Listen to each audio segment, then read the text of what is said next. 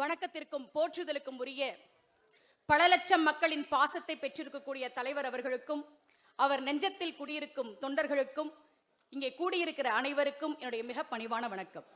பெரியோர்களே, எனக்கு தெரியும், நான் எதுவுமே பேசாம தலைவர் அவர்களின் பெயரை சொன்னாலே எனக்கு கைத்தட்டல் கிடைக்கும்.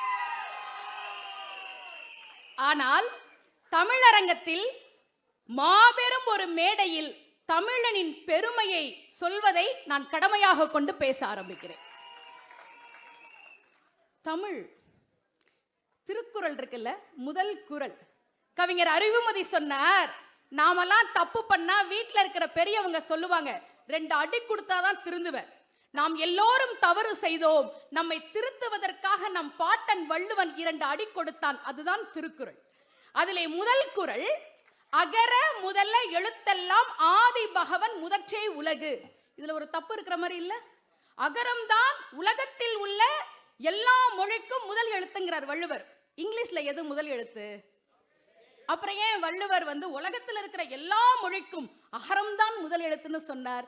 ஏன் சொன்னார் தெரியுமா? நம் தமிழ் மொழி எப்படிப்பட்டது தெரியுமா? பாவே மாணிக்கனார் அகரம்னு ஒரு புத்தகம் எழுதியிருக்கிறார். பெரியோர்களே, இந்த உலகத்துல நீங்க எந்த மொழியை எடுத்துக்கொண்டாலும் 4 விதத்துல தான் எழுத முடியும். ஒன்னு வட்டம், இன்னொன்னு அரை வட்டம், இன்னொன்னு குறுக்கு கோடு, இன்னொன்னு நேர்கோடு. ஆங்கிலத்துல 2 நேர்கோடு 1 குறுக்கு கோடு. ஹிந்தியில அரைவட்டம், அரைவட்டம், குறுக்கு கோடு, நேர்கோடு. உலகத்தில் எந்த மொழியை நீங்கள் எடுத்துக்கொண்டாலும் நம் தாய் தமிழின் அகரத்தின் வடிவத்தில் தான் எழுதியாக வேண்டும் என்பதால் தான் பாட்டன் வள்ளுவன் சொன்னான், அகர முதல எழுத்தெல்லாம் ஆதி பகவன் முதற்றே உலகு. அண்ணன் வேல்முருகன் அவர்கள் பாடுகிற போது லஞ்சம் ஊழல் பற்றியெல்லாம் பாடினார்ல. இதையே நான் குறிப்பிட்டு சொல்றேன்னா, ஒருவேளை இந்த மேடையில் பேசியதற்காக எனக்கு ஏதாவது பிரச்சனை வந்தால் அவர் பாடியதை தொடர்ந்து நான் சொன்னேன் என்பதற்காக, வேறு ஒன்றுமில்லை. பெரியோர்களே, கட்சியினுடைய உறுதிமொழியை நீங்கள் எடுத்தீர்கள். நெஞ்சிலே கை வைத்து இந்த நாட்டிற்காக தமிழ் மண்ணிலிருந்து உயிர் நீத்த தியாகிகளின் வீரத்தை என்னாலும் போற்றுவோம்னு உறுதிமொழி எடுத்தீங்கல்ல, என்னாலும் போற்றணும், நம் பிள்ளைகளுக்கு சொல்லணும். பெரியோர்களே, வருத்தத்தோடு சொல்கிறேன், மரபின் மைந்தன் முத்தையா ஒரு செய்தியை பதிவு செய்கிறார். வ.உ. சிதம்பரம் பிள்ளை சுதந்திர போராட்ட தியாகி, ஆங்கிலேயருக்கு எதிராக கப்பல் விட்டார், கோயமுத்தூரிலே சிறைச்சாலையிலே செக்கிழுத்தார். பெரியோர்களே, வ.உ. சிதம்பரம் பிள்ளையினுடைய புத்தகங்களுக்கு ராயல்டி வருது, அரசு நாட்டுடைமை ஆக்கினதுனால. அந்த செக்க கொடுக்கிறதுக்கு ஒரு அதிகாரி வர்றாரு.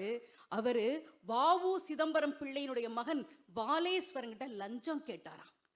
இந்த நாட்டிற்காக சிறையிலே செக்கெழுத்த, ஆங்கிலேயனுக்கு எதிராக கப்பல் விட்டு உயிர் நீத்த சுதந்திர போராட்ட தியாகியின் புத்தகங்களுக்கு ராயல்டி கொடுக்க லஞ்சம் கேட்ட நாடு சார் இந்த நாடு. தியாகிகளை நினைவை போற்றுவோம்னு சொன்னீங்கல்ல, நாம் எல்லோரும் போற்ற வேண்டும். முக்கியமாக ராஜராஜ சோழன், தமிழ் மாமன்னன், எப்பேற்பட்ட சாதனைகளை செய்திருக்கிறான் தெரியுமா? அவனுடைய ஆட்சி நிர்வாகத்திறன் எப்பேற்பட்டது தெரியுமா? 1000 வருஷத்துக்கு முன்னாடி அவன் ஆட்சி செய்த போது அவனுடைய ஆட்சியில் பெண்கள் அதிகாரிகளாக இருந்தார்கள். அவர்களுக்கு பேர் அதிகாரிச்சிகள். எங்கேயாவது கேள்விப்பட்டிருக்கோமா? அதிகாரி கேள்விப்பட்டிருக்கிறோம்.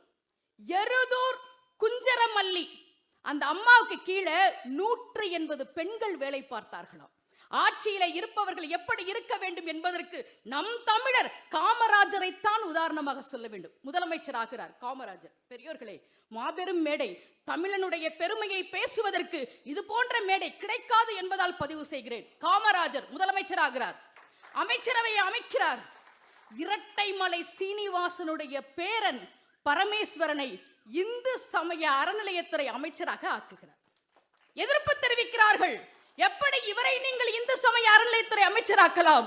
காமராஜர் சொன்னார், இவங்கெல்லாம் கோயிலுக்குள்ள போக கூடாதுன்னு வச்சிருக்கீங்கல்ல, அதற்காகத்தான் இந்து சமய அறநிலையத்துறை அமைச்சராக்கினேன்.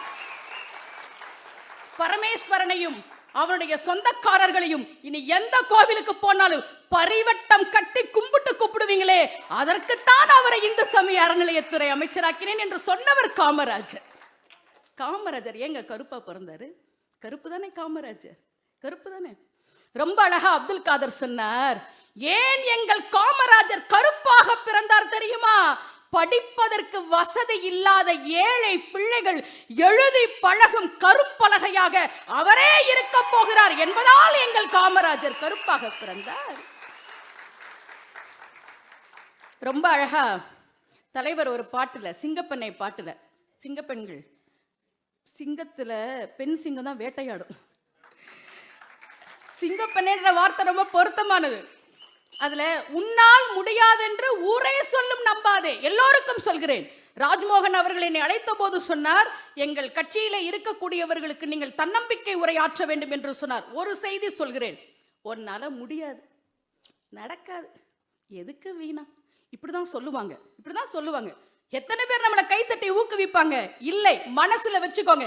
ஒரு சிங்கப்பெண்ணை உதாரணமாக சொல்கிறேன், வில்மா ருடால்ஃப் அந்த பொண்ணு பேரு. 5 வயசா இருக்கும்போது டபுள் நிமோனியால கால் நடக்க முடியாம போயிடுச்சு. மருத்துவர் சொன்னார், உங்கள் மகள் நடக்க மாட்டாள், உங்கள் மகள் நடக்க மாட்டாள். வில்மா ருடால்ஃப் சொன்னால், டாக்டர் நான் நடப்பேன். உன்னால் முடியாது, டாக்டர் சொன்னார். ருடால்ஃப் என்ன பண்ணா தெரியுமா? சொவத்தை பிடிச்சிட்டு முதல்ல எந்திரிச்சு நிக்க ஆரம்பிக்கிறான். அப்புறம் மெதுவா நடக்கிறா. ஒரு நாள் அம்மா பார்த்துட்டு, பாப்பா நீ நடப்பியான்றாங்க. நான் ஓடுவேன் அம்மா. ஓடுவியா? உன்னால் நடக்க முடியாது என்று ஒரு மருத்துவர் சொன்னாரே, அவர் முன்னால் நான் ஓடுவேன். ஓட போறியா? ஓடி வந்து அந்த அம்மா சொன்னாங்க, என் புள்ள நடக்கிறா டாக்டர். டாக்டர் சொன்னார், அது அவள் உயிருக்கு ஆபத்து, அவள் நடக்க கூடாது. வில்மா சொன்னால், உன்னால் முடியாது, உன்னால் முடியாது என்று சொல்கிறீர்களே, நான் ஓடுவேன். எங்கே தெரியுமா? ஒலிம்பிக்ல ஓடுவேன். பெரியோர்களே, 1960ஆம் ஆண்டு ரோமில் நடந்த ஒலிம்பிக் பந்தயத்தில் நடக்கவே முடியாது என்று டாக்டர் சொன்ன வில்மா ருடால்ஃப் ஓட்டப்பந்தயத்தில் 3 தங்கப்பதக்கங்களை வாங்கினாள் என்பது வரலாறு. உன்னால முடியாது, நீ ஜெயிக்க மாட்ட, நீ வரமாட்ட என்று சொல்வார்கள். ஆனால் நம் பாட்டன் வள்ளுவன் சொல்கிறான், வினை திட்பம் என்பது மனத்திட்பம். உன் வெற்றியை முதல்ல நீ மனசுல முடிவு பண்ணு, வெற்றி உன் காலடியில் வந்து விழும் என்று வள்ளுவர் சொல்கிறார். பெரியோர்களே, தமிழ் மொழியின் சிறப்பையும் தமிழர்களின் சிறப்பையும் ஒரு தன்னம்பிக்கை உரையும் பேச கிடைத்த அருமையான மேடை. தலைவரை பற்றி ஒரு செய்தி. விஜய்னா என்னங்க அர்த்தம்? ஒரு வார்த்தைக்கு முன்னால் வி என்கிற எழுத்து வந்தால் அதற்கு மேல் இன்னொன்று இல்லைன்னு அர்த்தம். என்னை போன்ற ஆன்மீகவாதிகள் நாங்கள் விநாயகருக்கு உதாரணம் சொல்வோம். நாயகன் என்றால் தலைவன், விநாயகன் என்றால் அதற்கு மேல் ஒரு தலைவன் இல்லை. ஜெய் என்றால் வெற்றி, விஜய் என்றால் அதற்கு மேல் இன்னொரு வெற்றி இல்லை என்று அர்த்தம்.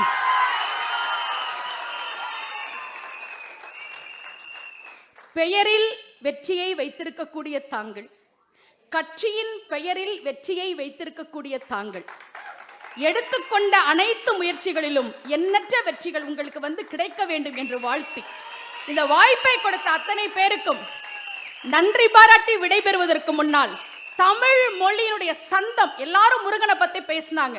முருகன் அருணகிரிநாதருக்கு கொடுத்த அந்த தமிழ்ல ஒரு பாட்டுங்க, இது தமிழ் பாட்டு. இப்ப நான் சொல்ல போற பாட்டு எல்லாம் நம்ம பிள்ளைகள் மேற்கத்திய இசைதான் பெருசுன்னு நினைக்கிறாங்களே. இப்ப நான் தமிழ் பாட்டு சொல்லி முடிக்கிறேன் பாருங்க.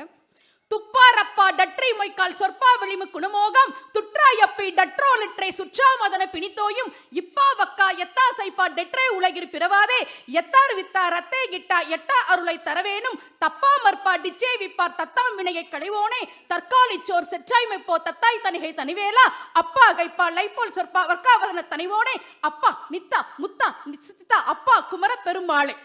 அத்தா நித்தா முத்தா சித்தா அப்பா குமர பெருமாளே. இதுதான் தமிழ். தமிழில் எத்தனையோ பெருமைகள் இருக்கிறது. ஐயா, நம்முடைய வ.உ. சிதம்பரம் பிள்ளையையும் நம் தமிழ் மன்னன் ராஜராஜ சோழனையும் காமராஜரையும் பேச கிடைத்த இந்த மேடை எனக்கு மிகப்பெரிய வாய்ப்பு. அதை பேச வாய்ப்பு கொடுத்த உங்களுக்கு என்னுடைய நன்றி. அரங்கம் நிறைந்த கைத்தட்டல். முனைவர் சுமதி ஸ்ரீ அவர்களுக்கு நன்றி. அம்மா வாங்கம்மா, தலைவர் கூப்பிடுறார்.